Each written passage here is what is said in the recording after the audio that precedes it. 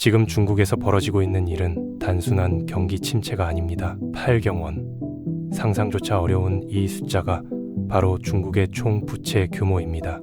GDP의 3배에 달하는 빚더미 위에서 중국 경제는 지금 이 순간에도 무너지고 있습니다. 불과 몇 년 전만 해도 세계를 호령하던 초고층 빌딩과 부동산 신화가 이제는 흉물스러운 유령 도시로 변했죠. 2021년까지 중국인들 자산의 70%가 부동산에 묶여 있었는데 2022년을 기점으로 그 시장이 붕괴하기 시작했습니다.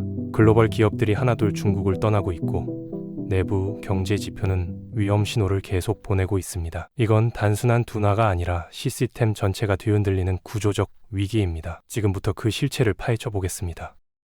2021년 말 중국 부동산 시장에 지진이 일어났습니다. 시가총액 69원, 한때 중국 최대 부동산 개발사였던 헝다그룹이 350조 원의 빚을 감당하지 못하고 이자 미지급을 선언한 겁니다. 단일 기업으로는 세계 최대 규모의 파산 위기였죠. 베이징 도심 한복판에 지어지던 100층짜리 초고층 빌딩은 골조만 남은 채 공사가 멈췄고 선전에서 분양받은 아파트 입주를 기다리던 수만 명은 하루아침에 피해자가 됐습니다.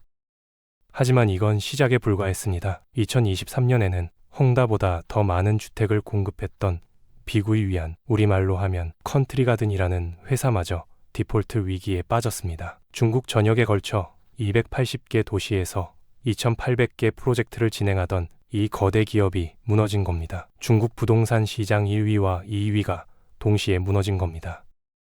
이건 단순히 기업 하나가 망한 게 아닙니다.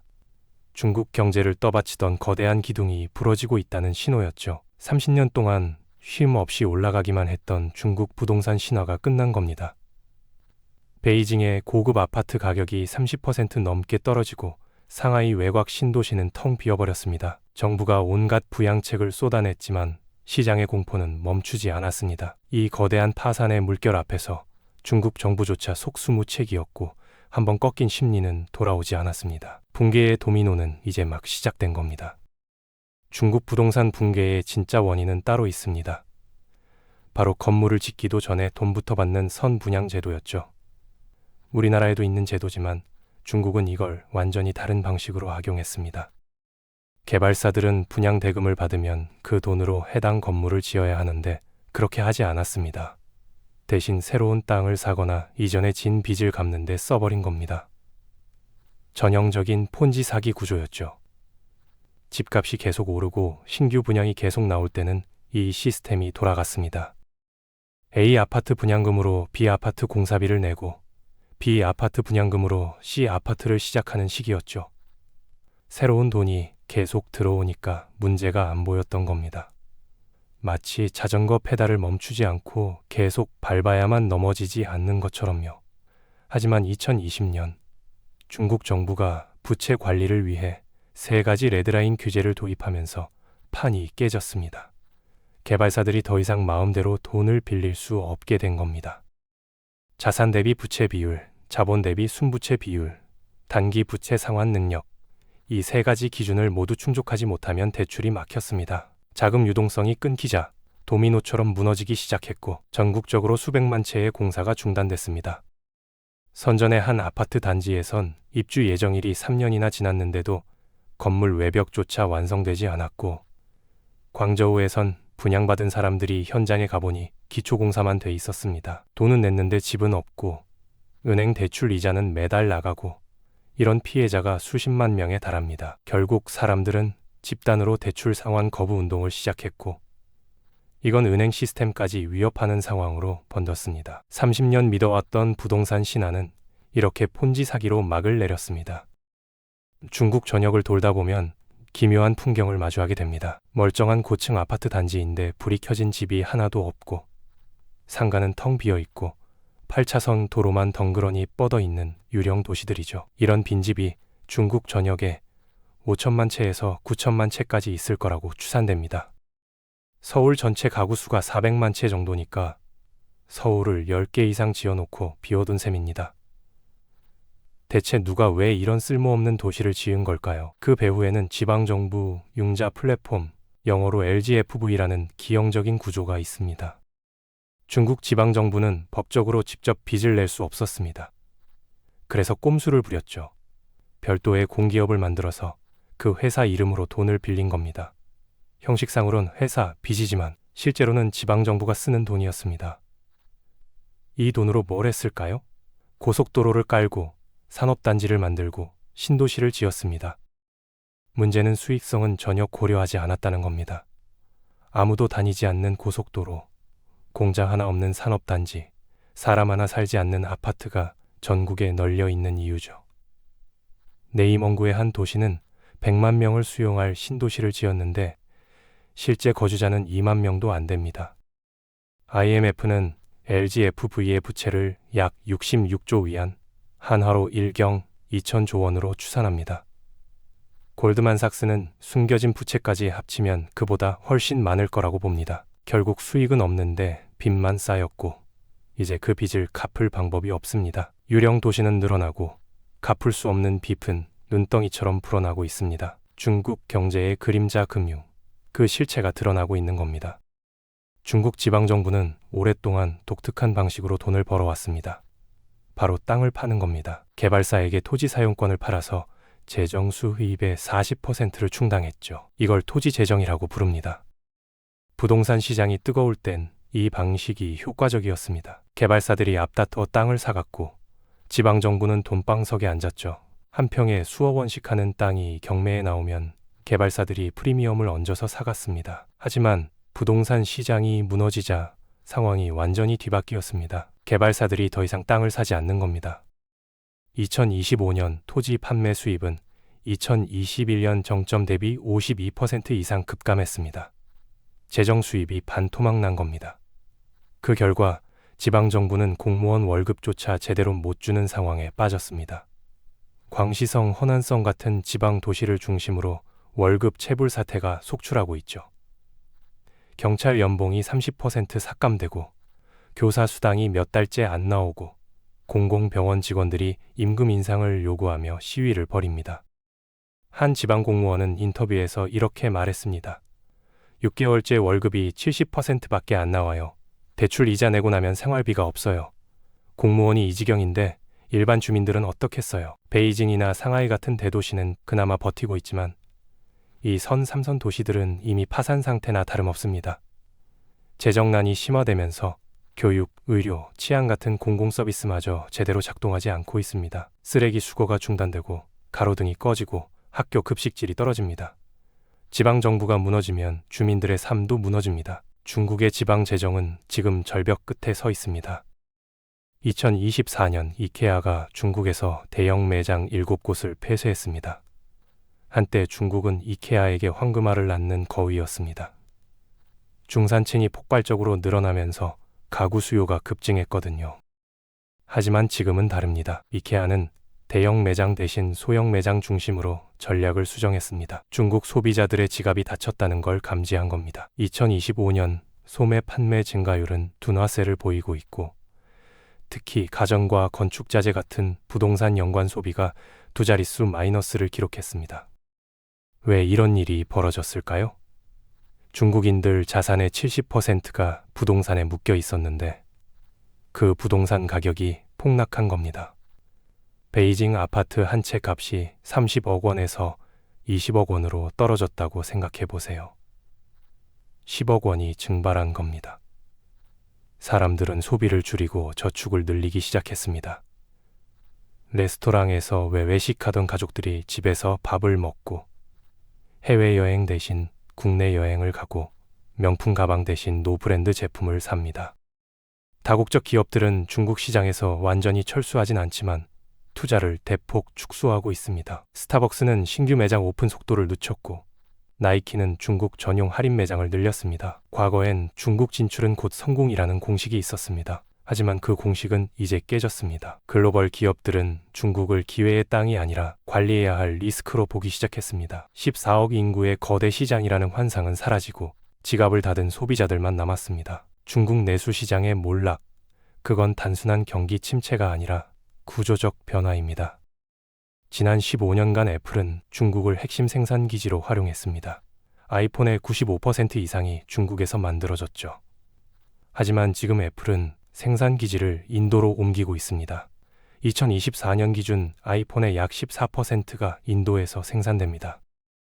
왜 이런 변화가 일어났을까요? 중국의 제조업 인건비가 2010년 대비 3.5배나 올랐기 때문입니다. 과거엔 중국이 싸고 빠르게 물건을 만들어주는 세계의 공장이었지만 이제는 더 이상 저렴하지 않습니다. 게다가 미중 무역 전쟁과 코로나 봉쇄를 겪으며 기업들은 깨달았습니다. 중국에만 의존하는 건 너무 위험하다는 걸요.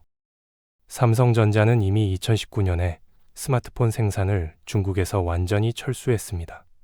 현대차도 중국 내 공장을 매각하며 생산 규모를 대폭 축소했죠. 이런 움직임은 단순히 몇몇 기업의 결정이 아닙니다. 글로벌 공급망 전체가 재편되고 있는 겁니다. 기업들은 차이나 플러스 원 전략을 채택했습니다. 중국 외에 하나 이상의 대체 생산지를 확보하는 겁니다. 인도, 베트남, 태국, 멕시코로 공장이 이전되고 있습니다. 베트남은 삼성 스마트폰 생산의 절반을 담당하고 인도는 애플의 새로운 제조 허브가 되고 있습니다. 이런 제조업 이탈은 중국 내 일자리 감소로 직결됩니다. 공장에서 해고된 노동자들이 배달 라이더로 전락하고 청년들은 안정적인 일자리를 찾지 못해 방황합니다. 한때 세계 경제를 떠받치던 세계의 공장, 그 지위가 빠르게 무너지고 있습니다. 중국 제조업의 황금기는 끝났고 그 자리를 다른 나라들이 빠르게 채워가고 있습니다. 중국의 부자들이 떠나고 있습니다. 백만장자들이 자산을 해외로 빼돌리거나 아예 이민을 가는 겁니다. 싱가포르, 캐나다, 호주로 떠나는 자산가들의 행렬이 이어지고 있죠. 이들은 중국 경제의 미래를 믿지 않습니다. 부동산이 무너지고 정부 규제는 강해지고 언제 재산이 통제될지 모른다는 불안감이 커진 겁니다. 그 결과 홍콩의 소매 시장까지 무너졌습니다. 영국의 고급 식품 브랜드 포트넘 앤 메이슨이 홍콩에서 철수했고 명품 거리였던 코즈웨이베이는 텅 비었습니다. 더 아이러니한 건 홍콩 사람들이 이제 중국 본토로 쇼핑을 간다는 겁니다. 선전이 홍콩보다 물가가 저렴해진 거죠. 완전히 역전된 겁니다. 구찡, 루이비통 같은 글로벌 명품 브랜드의 중국 매출이 급락했습니다. 한때 중국은 세계 명품 시장의 3분의 1을 차지하는 블랙홀이었습니다.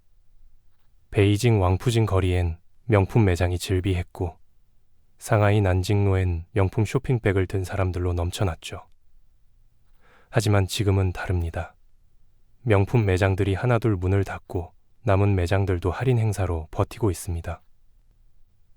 중국 소비자들의 태도가 바뀐 겁니다. 과거엔 명품 로고가 박힌 가방을 들고 다니며 자신의 부를 과시했지만 이젠 가성비를 따집니다. 서양 명품 대신 샤오미, 화웨이 같은 자국 브랜드를 선호하기 시작했죠. 중산층은 몰락하고 부유층은 이탈하고 남은 사람들은 지갑을 닫았습니다.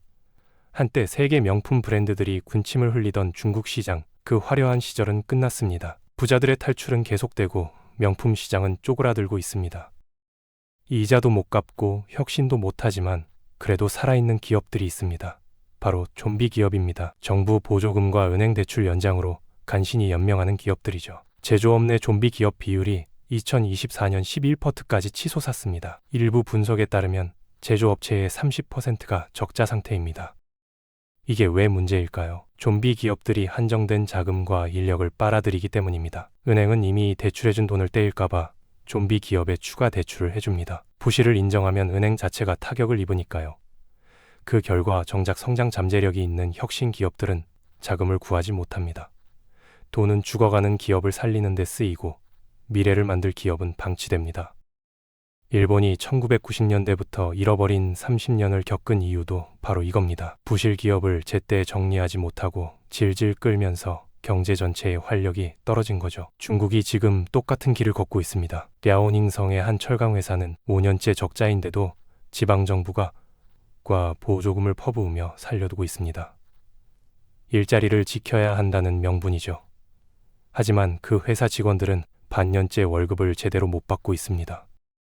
이게 좀비 기업의 현실입니다. 겉으로는 운영되지만 속은 텅 빈 겁니다. 첨단 기술 분야는 성장하고 있지만 좀비 기업 문제 때문에 대규모 고용 창출로 이어지지 않습니다. 고용 없는 성장이 계속되는 겁니다. 경제는 숫자상으로는 움직이지만 실제 사람들의 삶은 나아지지 않습니다. 좀비 기업이 늘어날수록 중국 경제의 활력은 떨어지고 회복은 더 멀어집니다. 2025년 중국에서 대학을 졸업한 청년이 1222만 명입니다. 서울 인구보다 많은 청년들이 한꺼번에 취업 시장에 쏟아진 겁니다. 하지만 그들을 받아줄 일자리는 없습니다. 공식 청년 실업률은 약 19는지만 실제 체감 실업률은 40%를 넘는다는 주장도 나옵니다. 통계에 잡히지 않는 백수들까지 합치면 숫자는 훨씬 더 높다는 거죠. 안정적인 국영 기업 채용에는 수백만 명이 몰립니다. 150대 1의 경쟁률을 뚫어야 합니다. 명문대를 나와도 취업이 안 되는 시대가 온 겁니다. 베이징대 경제학과를 졸업한 리 씨는 1년 넘게 구직 활동을 했지만 번번이 떨어졌습니다. 결국 배달 라이더로 일하고 있죠.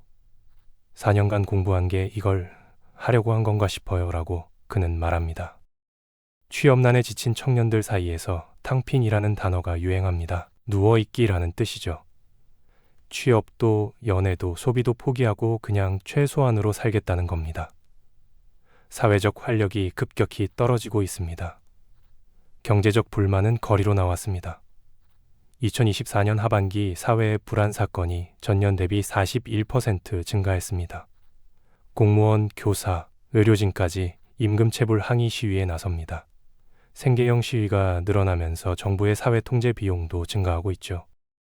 한 지방 도시에선 교사 500명이 시청 앞에 모여 6개월째 밀린 수당을 내놓으라고 요구했습니다. 경찰이 출동해 해산시켰지만 분노는 사라지지 않았습니다. 청년들은 미래가 없다고 느끼고 중년들은 현재가 무너지고 있습니다. 사회 전체에 불만이 쌓이고 언제 터질지 모르는 시한폭탄이 되고 있습니다.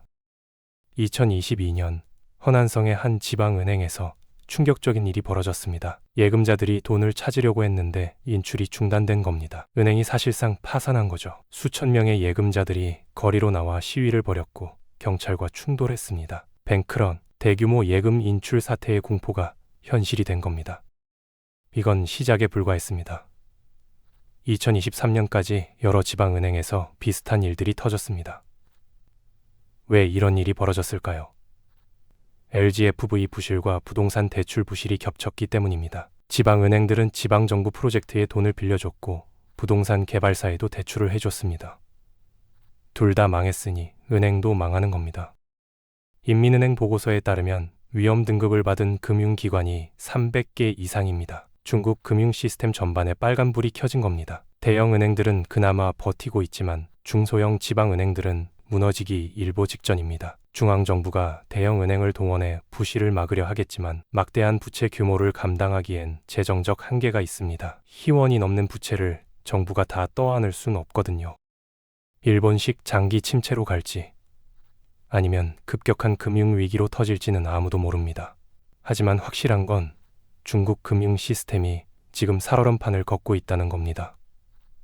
언제 얼음이 깨질지 모르는 상황에서 예금자들의 불안은 커지고 은행들은 서로를 의심합니다. 신뢰가 무너지면 금융 시스템은 하루아침에 붕괴할 수 있습니다. 중국은 지금 그 위험한 순간을 지나고 있습니다. 중국의 위기는 남의 일이 아닙니다. 한국 수출의 약 20%가 중국에 의존하고 있거든요. 중국 경기가 침체되면 한국의 반도체, 중간재 수출이 직격탄을 맞습니다. 더 무서운 건 중국 기업들의 밀어내기입니다. 내수 부진에 시달리는 중국 기업들이 재고를 헐값에 수출하는 디플레이션 수출 공세가 시작됐습니다. 한국 철강, 화학 기업들이 가격 경쟁에서 밀리고 있죠. 만약 중국발 금융 위기가 터지면 어떻게 될까요? 글로벌 투자 자금이 신흥국 시장 전체에서 빠져나갑니다. 한국 환율이 급등하고 주식 시장이 폭락할 겁니다. 기업들은 지금부터 공급망을 다변화해야 합니다. 중국 의존도를 낮추고 생산 기지를 여러 나라로 분산해야 합니다. 개인 투자자들도 중국 관련 자산 비중을 점검해야 합니다. 과거의 고성장 중국은 끝났습니다. 이제 변화된 글로벌 공급망 질서 속에서 새로운 생존 전략을 모색해야 할 때입니다.